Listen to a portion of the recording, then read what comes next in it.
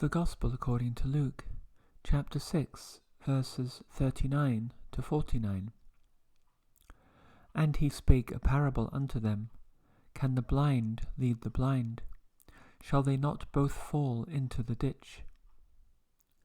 The disciple is not above his master, but every one that is perfect shall be as his master. And why beholdest thou the mote that is in thy brother's eye, but perceivest not the beam that is in thine own eye? Either how canst thou say to thy brother, Brother, let me pull out the mote that is in thine eye, when thou thyself beholdest not the beam that is in thine own eye? Thou hypocrite, cast out first the beam out of thine own eye, and then shalt thou see clearly to pull out the mote that is in thy brother's eye. For a good tree bringeth not forth corrupt fruit, neither doth a corrupt tree bring forth good fruit. For every tree is known by his own fruit. For of thorns men do not gather figs, nor of a bramble bush gather they grapes. A good man out of the good treasure of his heart bringeth forth that which is good, and an evil man out of the evil treasure of his heart bringeth forth that which is evil. For of the abundance of the heart his mouth speaketh. And why call ye me Lord, Lord, and do not the things which I say? Whosoever cometh to me and heareth my sayings, and doeth them, I will show you to whom he is like. He is like a man which built a house and digged deep, and laid the foundation on a rock, and when the flood arose, the stream beat vehemently upon that house, and could not shake it, for it was founded upon a rock. But he that heareth and doeth not is like a man that without a foundation built a house upon the earth, against which the stream did beat vehemently, and immediately it fell. And the ruin of that house was great. There endeth our reading. Thank you, Lord. Amen. In today's reading from chapter 6 of the Gospel of Luke, we shall complete the third of three readings covering the Sermon on the Plain, which is a highly condensed parallel sermon to the much longer and I would say much richer Sermon on the Mount that is in the Gospel of Matthew, covering chapters 5, 6 and 7. And today's reading, ending here the Sermon on the Plain, mainly refers to parts of chapter 7 of Matthew, covering the Sermon on the Mount. And I will take care today to try and cross-reference these verses in Luke to the verses in Matthew. As I've mentioned a few times, some commentators feel that these are different reports of the same sermon, but probably the slight majority of commentators, and also I myself, am fairly clear that these are two different sermons. The Sermon on the Mount being given earlier in the ministry of Christ to a smaller group of early disciples, and the Sermon on the Plain being given to a much greater and more heterogeneous multitude, including both Jews and Gentiles.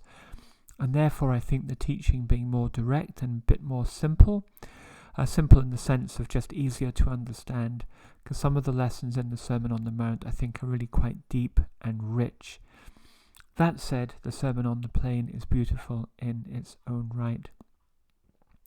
Before I pick up the narrative here in verse 39, there's something that I want to just briefly mention, which I forgot to mention yesterday when I was covering earlier parts of the Sermon on the Plain, and it's to do with the idea of equilibrium or balance or natural justice within justice itself. And it's something I did speak about earlier in the Gospel year when covering the Sermon on the Mount. There are 15 recordings that cover the Sermon on the Mount, and I will reference those as appropriate. But if you're really interested in these sermons, I certainly recommend that you go to those 15 recordings for an in-depth study of this. But very, very briefly, if we look at the Sermon on the Plain from yesterday's reading, I'll just read a couple of snippets. So verse 27 and 28 and 29. But I say unto you which hear, love your enemies, do good to them which hate you, bless them that curse you, and pray for them which despitefully use you. And unto him that smiteth thee on the one cheek offer also the other, and him that taketh away thy cloak forbid not to take thy coat also. Really, really hard lessons for anyone, any Christian, to truly aspire to. And as I mentioned in the commentaries back in March regarding similar passages in Matthew, this goes against our intuition about natural justice. And we remember that the personification of justice is a woman holding a scale, that somehow the penalty should match the crime, as it were, or the recompense should match the damage done. But this is not in any way, shape or form what Jesus is saying. He's saying that there is not balance, there is not equilibrium. We don't match an eye for an eye or a tooth for a tooth. Quite the opposite. We do not push back against evil to ourselves. And the reason for this, as I talked about yesterday, is to break that cycle of feedback which escalates violence and escalates wickedness to the point where lives are destroyed. So it's the quality of justice rather than the quantity of it. It's not something that we quantify and put into a balance. It's the quality, and the quality of bringing mercy and forgiveness is far greater than seeking recompense. But the reason I wanted to come back to this today is just to mention that at the end of yesterday's reading, when we look at the following verse, this would be verse 37 of Luke. We have, judge not, and ye shall not be judged. Condemn not, and ye shall not be condemned. Forgive, and ye shall be forgiven. Which is essentially showing us that if we're able to avoid judgment, condemnation on earth, then we will get these things back. But what's missing here is something in Matthew that I think is quite important. So if we look at the parallel passage in the Sermon on the Mount, there's actually, I think, another lesson which is crucial. So the parallel passage then is in the Sermon on the Mount in chapter 7 of Matthew, and it's just verses 1 and 2. Judge not that ye be not judged, for with what judgment ye judge, ye shall be judged, and with what measure ye mete, it shall be measured to you again. See, that's a different message there. What that's saying is that if we do judge, we will get the same judgment. If we do punish, we will get the same punishment. And that means that although we have this concept of there not being a quantitative balance between wickedness from one man to another, one person to another, in terms of the Christian response, there is a balance between a person and God. And that's a big difference. That balance is still not quantitative because God is perfection, God is perfect mercy, and so on. But there is a balance in terms of our hardness of heart, our judgment, our absence of mercy in how we will be viewed by God. And by God I mean the Godhead, by both the Father and the Son. So that was just something I wanted to mention that I didn't think to include in yesterday's commentary.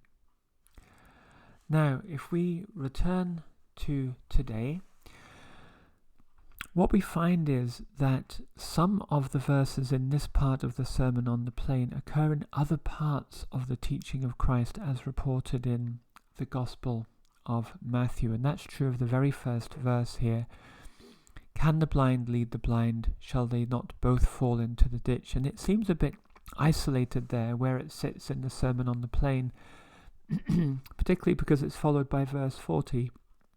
The disciple is not above his master, but everyone that is perfect shall be as his master. And these verses, in reading commentaries, are felt to be actually somewhat missing context, and that there may be missing verses here that connect them more naturally. And I think the way that we can understand these verses is just to look in Gospel for where they appear in other Gospels. So indeed, verse 39 appears in Matthew. In chapter 15, verse 14, we actually have exactly the same. Now, I'm not going to speak on it right now because actually verse 14 in chapter 15 is within a longer segment of chapter 15 of Matthew, which actually is another of these floating verses in the Sermon on the Plain. So we'll return to that shortly. In terms of verse 40, there's a lovely reference. I think it's the pulpit commentary that points this out.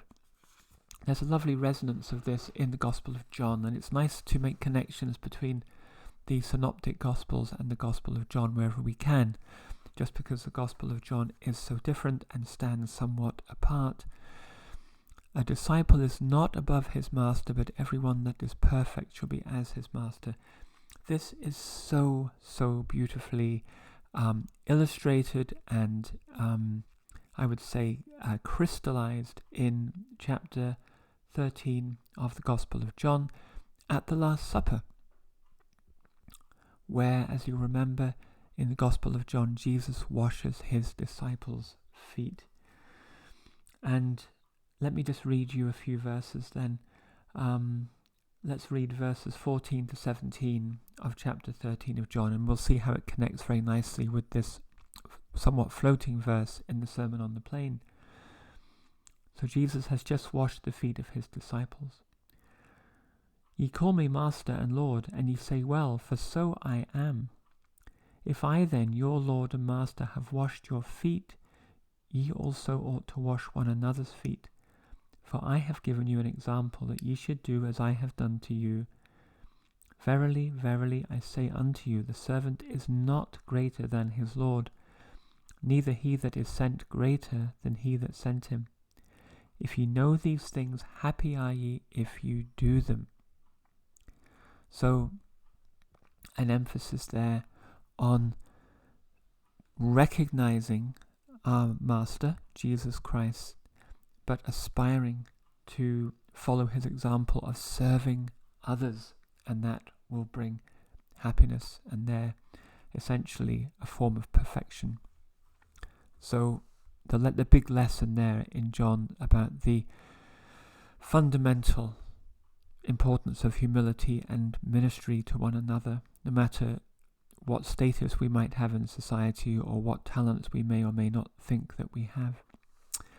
Now, these next verses do have direct parallels in the Sermon on the Mount, the famous teaching of the mote and the beam.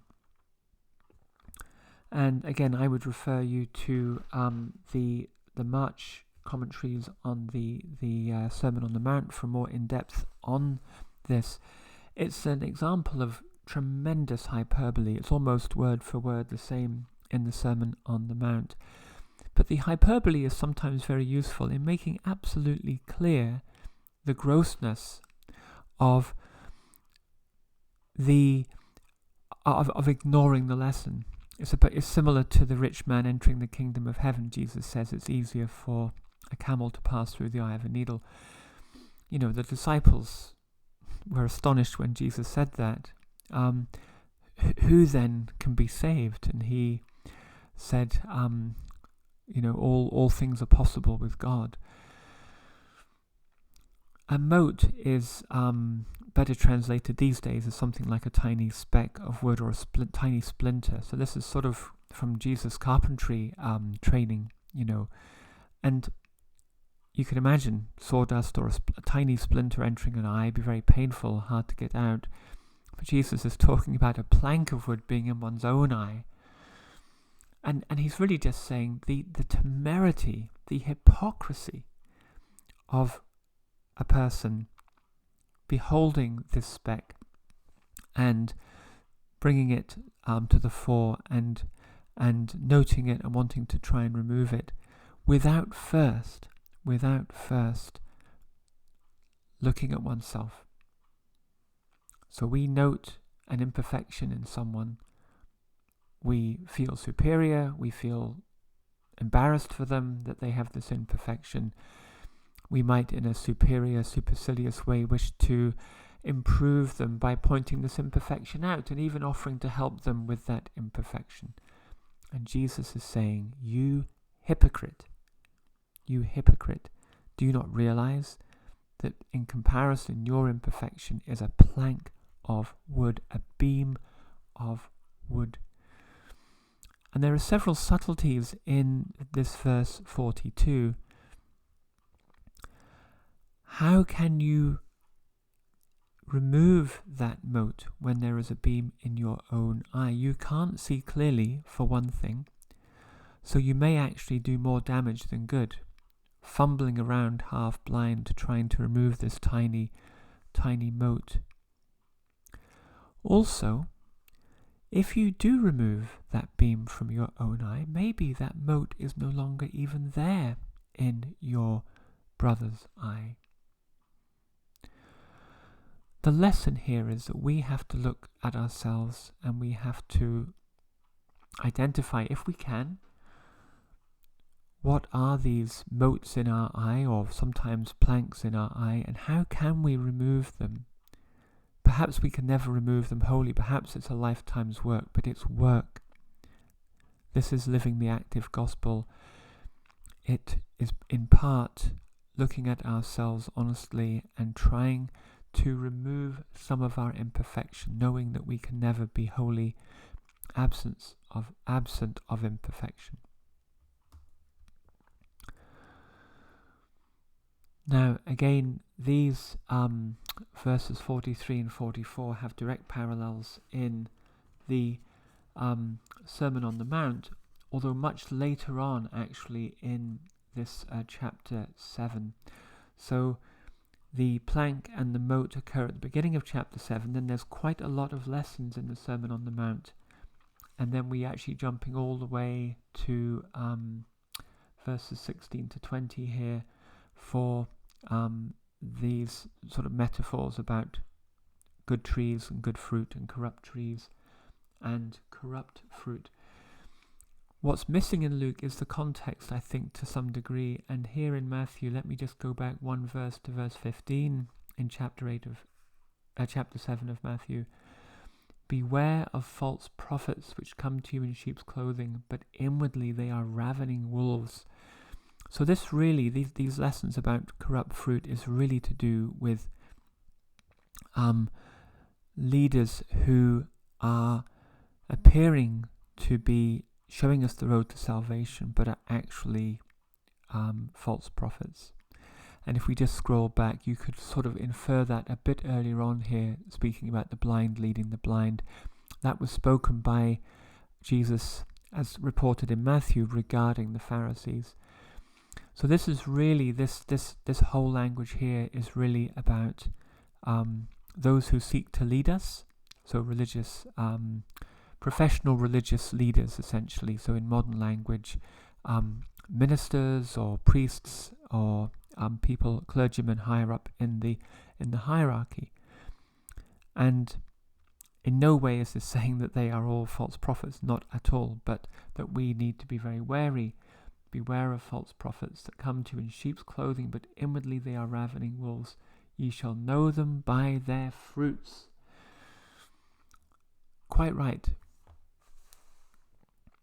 So, and let's not just speak about clergymen, but really anyone who purports to be Christian, that appears to be a good tree. You will know by their fruits. Are they honest? Are they generous? Are they loving? Are they kind? Are they aware of their faults? Or are they very satisfied with themselves? Are they very happy to point out the error of ways of others? Are they superior in their bearing? Do they enjoy entering a room and being looked at and taking seats at the front of the room and smiling to dignitaries? Those are fruits.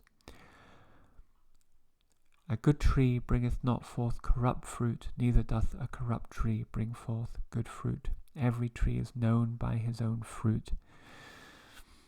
So, very much again, the active gospel, it's what we do, how we behave with others that counts, not things to do with scholarly study of gospel or even prayer. Actually, prayer is critical, but in terms of how we will be judged ultimately, it's in terms of what we do. It's in terms of our fruit. And a lot of this always comes back to the famous parable of the sower. The seed that falls on rocky ground has no root and will wither in the sun. The seed that falls on fertile ground will flourish and bring forth fruit, some 30-fold, some 60-fold, some 100. It's what we do that counts. Now, this verse 45 again does not appear in the Sermon on the Mount, but is actually very, very much in the teaching of Jesus reported in Matthew in this chapter 15 that I mentioned. It also appears actually word for word in chapter 12, verse 35 of Matthew. I won't read that out. Again, it's in disputation with the Pharisees, but there's a much nicer example here. This is from the famous dispute with the Pharisees concerning cleaning hands and plates and such. And the Pharisees ask, why do your disciples not wash their hands? And he gives this wonderful lesson. I shouldn't really read the whole thing because it's a bit long, but it's verses 10 to 20 of chapter 15 of Matthew. It's summarized when Jesus says in verse 11, "Not that which goeth into the mouth defileth a man, but that which cometh out of the mouth, this defileth a man." And a bit later Jesus says, regarding the Pharisees, he's speaking to his disciples, "Let them alone, they be blind leaders of the blind, and if the blind lead the blind, both shall fall into the ditch." And you see how that refers back to verse 39 here of the Sermon on the Plain. And then Jesus later on speaks about that teaching. "Do ye not understand that whatsoever entereth in at the mouth goeth into the belly, and is cast out into the draught? But those things which proceed out of the mouth come forth from the heart, and they defile the man. For out of the heart proceed evil thoughts, murders, adulteries, fornications, thefts, false witness, blasphemies. These are the things which defile a man. But to eat with unwashen hands defileth not a man."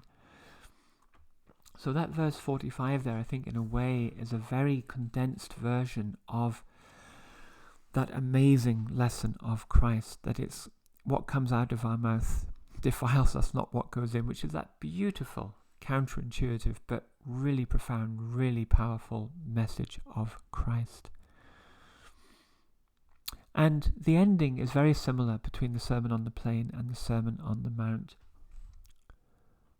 We can almost hear the anguish in the voice of Jesus here. "Why call ye me Lord, Lord, and do not the things which I say?" In this stage of the ministry of Christ, he would have received worship from the multitude, be followed by multitudes.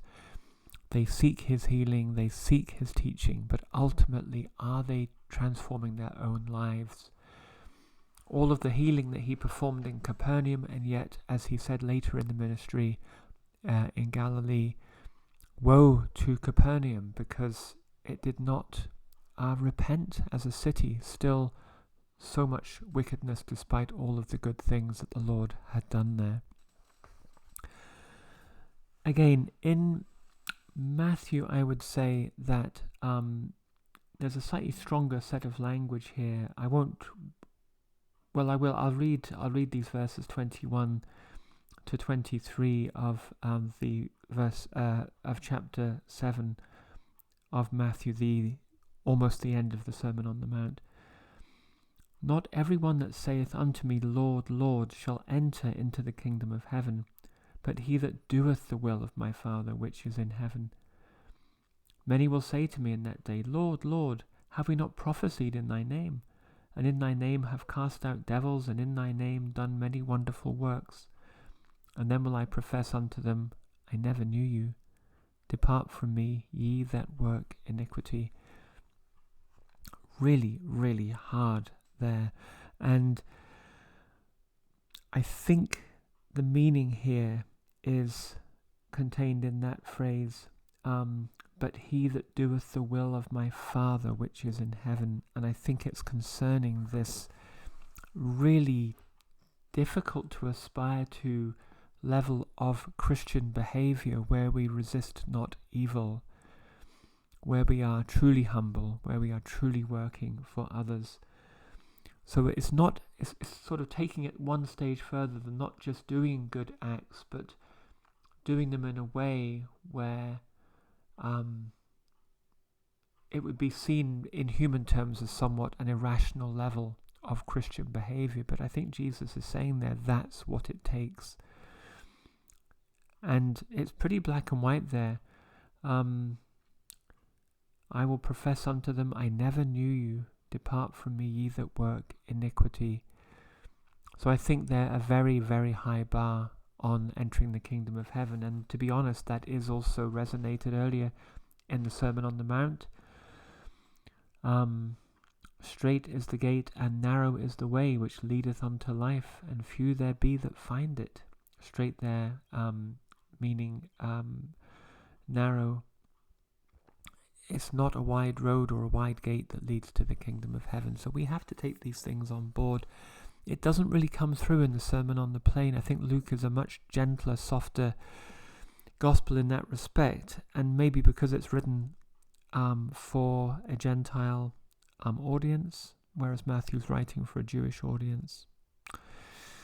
And maybe Luke's just having a gentler sense of all of this. Luke was a travelling companion of Paul the Apostle and would have got much of his perspective from Paul. So who knows, maybe this is more of a Pauline view rather than the view of the actual Apostle Matthew.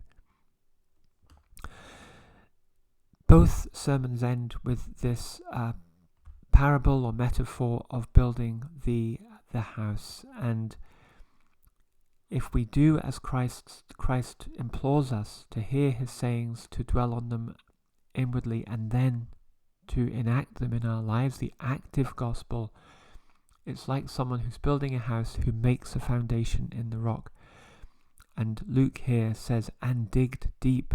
It's hard work. It could be years of work making that foundation in the rock. But when that house is built, it's going to withstand the flood, the storm, the wind, and so on.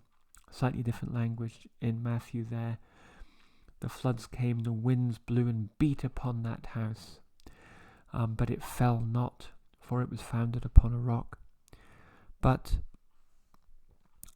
for those who hear the word of God but don't truly transform them into active work, and that would be the vast majority probably of us, and I include myself there. You know, we still have a long way to go perhaps to be that person that's digging a foundation in the rock.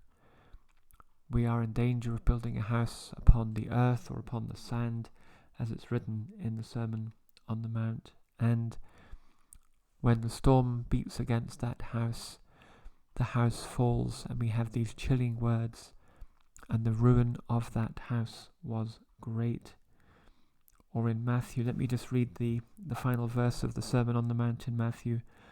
And the rain descended, and the floods came, and the winds blew and beat upon that house, and it fell, and great was the fall of it.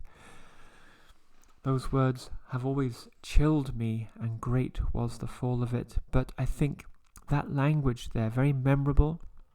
Jesus so good at using metaphors that would be easily accessible to his listeners among the working classes of the Jewish population that formed the main part of the multitude, things that they could then dwell on the days after they'd heard the sermon, and for some of them, the light shining and them being able to turn their lives around, commit themselves to God in a new way, and to become early Christians ultimately.